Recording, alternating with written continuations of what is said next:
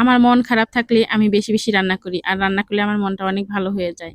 আর একটা সাধারণ রান্না একটু স্পেশাল করে রান্না করার চেষ্টা করি। হ্যালো ভিউয়ার্স, আসসালামু আলাইকুম। সবাই কেমন আছেন?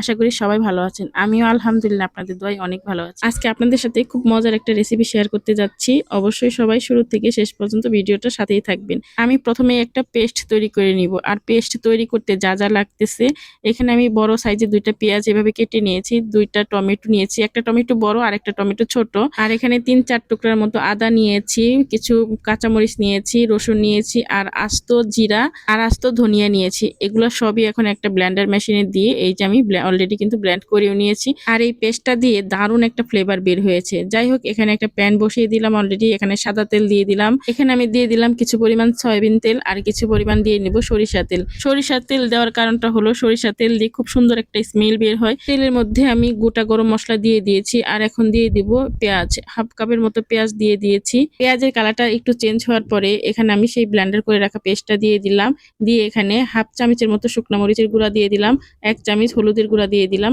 এখানে আর কোনো মশলা দিব না আমি, কারণ সব মশলা দিয়ে কিন্তু আমি পেস্টটা করে নিয়েছি। এখানে মরিচের গুঁড়া কম দেওয়ার কারণ হলো আমি কিন্তু অলরেডি ১০-১২টার মতো কাঁচা মরিচ ওই পেস্টের সাথে পেস্ট করে নিয়েছি। এখানে যদি আমি মরিচ বেশি দেই তাহলে কিন্তু অনেকটাই ঝাল হয়ে যাবে, আর কাঁচা মরিচগুলা কিন্তু বেশ ঝাল, এর জন্য একটু কমিয়ে দিলাম মরিচ। আর ঝালটা আপনাদের ইচ্ছা অনুযায়ী দিবেন। আর এখানে ১ পিস লেবুর রস একদম পুরাটা চিপড়িয়ে দিয়ে দিলাম।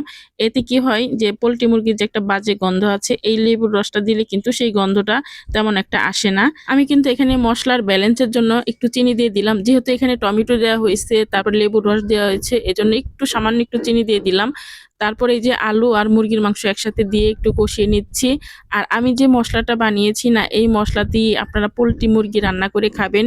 পোল্ট্রি মুরগির মধ্যে যে একটা বাজে গন্ধ থাকে, সেই গন্ধটা আপনারা আশা করি পাবেন না। শুরুতে যে কথাটা বলেছি না, আজকে আমার মনটা অনেক খারাপ, আসলেই আমার মনটা অনেক খারাপ। আর সব কথা তো আর সোশ্যাল মিডিয়ায় শেয়ার করা যায় না। যাই হোক, ওই চুলায় কিন্তু আমি অলরেডি ভাতও বসিয়ে দিয়েছি, আর তরকারি আজকে একটাই রান্না করব। আর এরকম একটা তরকারি হলেই কিন্তু অনায়াসে ২ প্লেট ভাত খাওয়া যায়। যাই হোক, আমার মুরগির মাংসটা কিন্তু অলরেডি কষানো হয়ে গেছে, এখন আমি এখানে পানি দিয়ে নিব। তবে আমি কিন্তু এখানে বেশি পানি দেইনি, অল্প পানি দিয়েছি, প্রায় ১ কাপের মতো পানি দিয়েছি।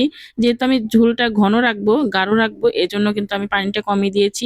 আর আপনারা যদি বেশি ঝোল খেতে চান সেক্ষেত্রে একটু পানি বাড়িয়ে দিলেই হবে। আমার রান্নাটা কিন্তু মোটামুটি শেষের দিকে। এখন আমি এই যে গরম মশলা দিয়ে একটু ঢাকনা দিয়ে রেখে দিব। ঢাকনাটা খোলার পরে এত সুন্দর একটা স্মেল বের হয়েছে এই রান্নাটা দিয়ে, কি বলবো। মাশাআল্লাহ, দেখেন তরকারির কালারটাও যেমন সুন্দর হয়েছে, আর ঝোলটা দেখেন কতটা ঘন হয়েছে। এই ঝোল দিয়েই কিন্তু ১ প্লেট ভাত অনায়াসে খাওয়া যায়। আর এরকম রান্না দেখলে কার না মন ভালো হয়ে যায়। এর জন্যই আমি মন খারাপ থাকলে একটু স্পেশাল ভাবে রান্না করার চেষ্টা করি। যাই হোক, এই যে সবাই সাজুগুজু করে যে ভাত দেয়, আমি কোনোদিন দিতে পারি না। আমি দিতে গেলেই দেখা যায় কেমন জানি ছড়িয়ে যায়। দেখেন ওই যে অলরেডি কিন্তু ভাঙা শুরু হয়ে গেছে। আমার আজকের রান্নাটা কেমন হয়েছে আপুরা অবশ্যই কিন্তু কমেন্ট করে জানাবেন। আর আমার মতো মন খারাপ থাকলে এভাবে রান্না করে ফেলবেন। আশা করি খারাপ লাগবে না, ভালোই লাগবে। তো এই তো বিসমিল্লাহ বলে খাওয়া শুরু করে দিলাম। আলহামদুলিল্লাহ, আলহামদুলিল্লাহ, অনেক মজা হয়েছে। যতটুকু ভেবেছিলাম তার চেয়ে অনেক বেশি মজা হয়েছে। রান্না দেখে আমার অর্ধেকটা মন ভালো হয়ে গিয়েছিল, আর খাওয়ার পরে বাকি অর্ধেকটা মন ভালো হয়ে গেছে। এতক্ষণ যারা শুরু থেকে শেষ পর্যন্ত আমার সাথেই ছিলেন তাদেরকে অসংখ্য ধন্যবাদ। আজকের মতো এখানেই বিদায় নিচ্ছি। সবাই ভালো থাকবেন। আল্লাহ হাফেজ।